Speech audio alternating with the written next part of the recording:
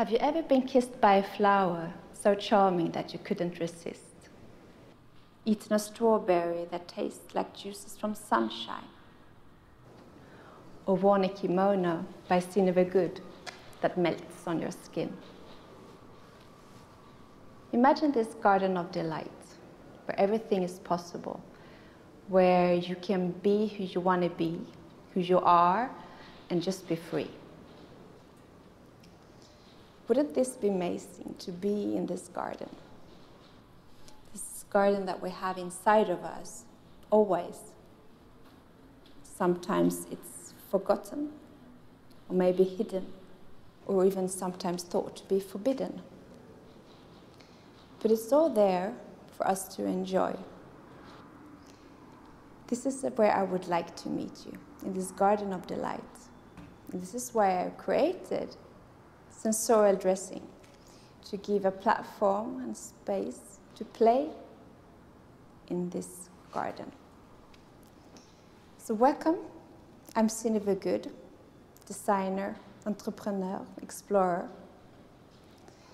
And I'm very excited to share with you some of my secrets that I have learned during these 20 years working in fashion design with a sensory approach. And this is my starting point in sensorial dressing, which talk about the sensorial experience based on clothing and its rituals and surrounding environments, how we can use clothing as a meditative tool to enter this garden of pleasure. And I hope that you will be able to bring something home to use, to integrate in your everyday life, to make it more sensorial, sensual, and enhance our life experience. The insight of sensorial dressing I have gotten mainly from interaction one-on-one. And working in a fitting room with a client, with one person, is very helpful to understand how each garment actually impacts the feeling. So the big challenge is, of course, when a person comes in, how do I make her feel powerful and that she shines when she goes out from the fitting room? And a lot of people have complex, of course, unfortunately, and sometimes they don't even see their beauty. And I'm very intrigued of how to get to the core of this opening and how subtle and intimate it is. And I'm very honored to be in this environment where the person actually opens up and give a response to how she feels in different outfits. So I would say in a fitting room, it's the most intimate learning of how each one of us works with the relationship with the garment. So it's almost like it's dance or an interaction, it's composition of her and me or him and me to compose a music piece together.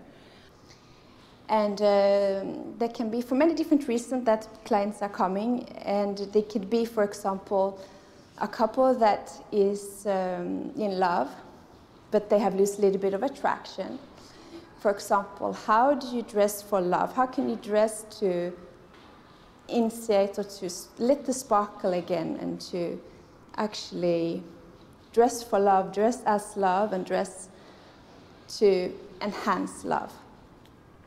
This is one challenge, for example. You have a challenge to be a professional who wants to have a powerful outfit for a meeting. For example, I have clients who have been executives. A special one that I'm thinking about is a man who had a very long-going negotiations which didn't come to an end, and they thought they had tried all means to actually come to a conclusion in this deal. And then he was thinking that, okay, what do I do if I try to experiment with my clothing?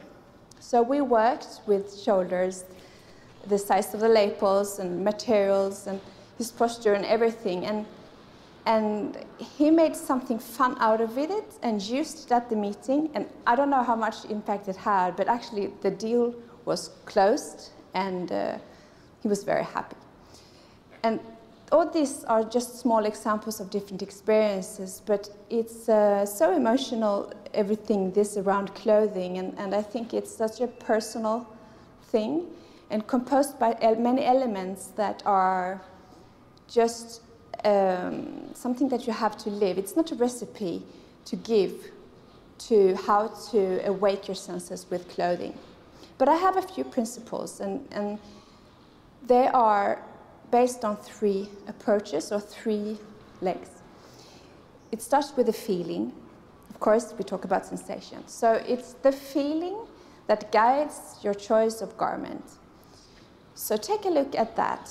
How do you feel in a garment? How do you want to feel? How do you feel good or bad? Let yourself cruise around in the space of feelings and actually go towards the element that makes you feel good.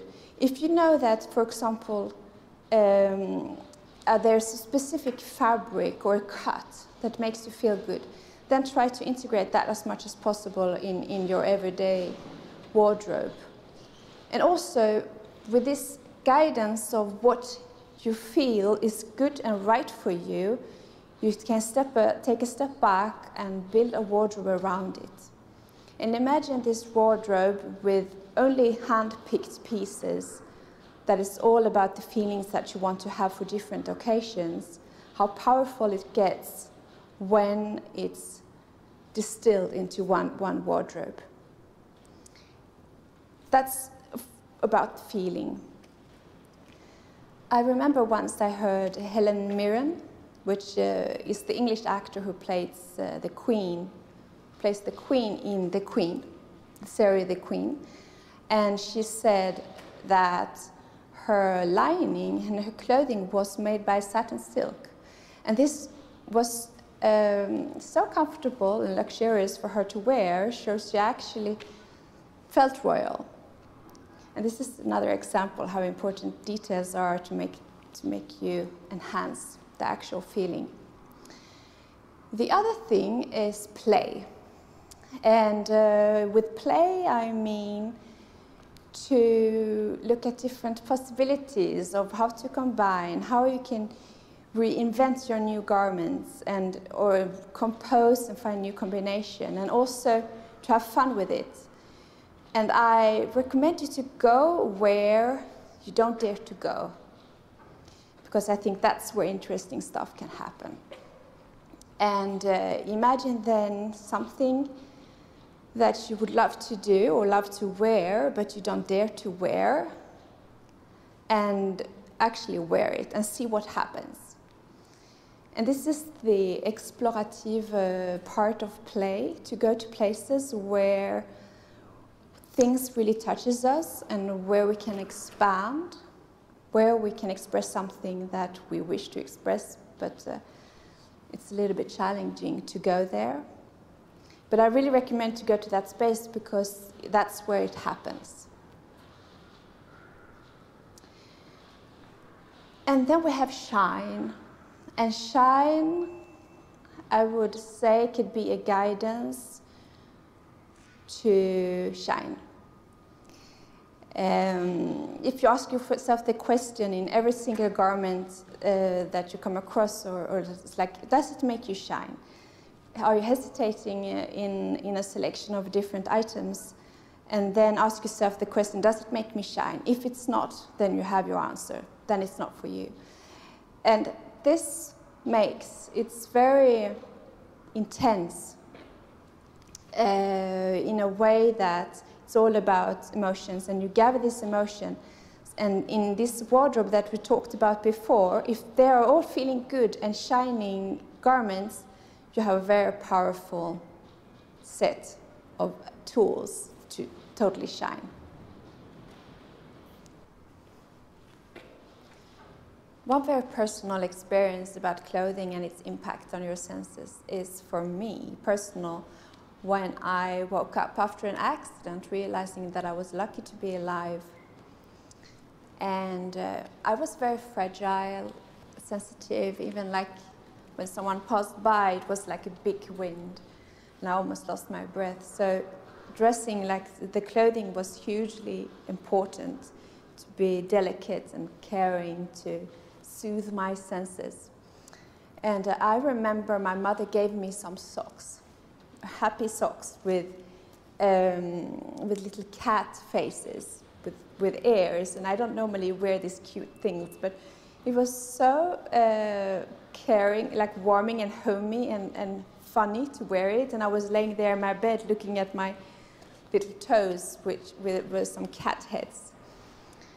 And clothing was essential. Even like I couldn't wear any kind of pajamas. Everything has to be like very, very soft silk, which adapted to the temperature. And silk has that capacity of adapting. When you're cold, it's warming you. When you're warm, it's soothing you.